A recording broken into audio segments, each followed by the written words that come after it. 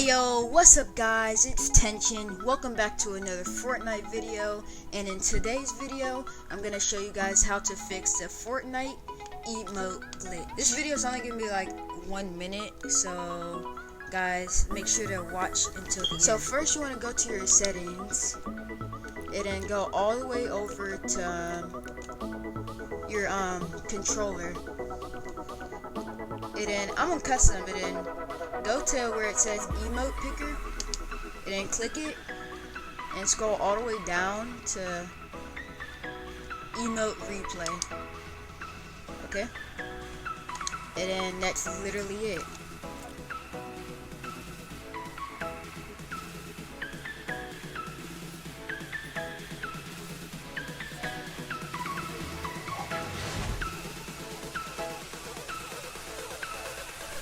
Peace.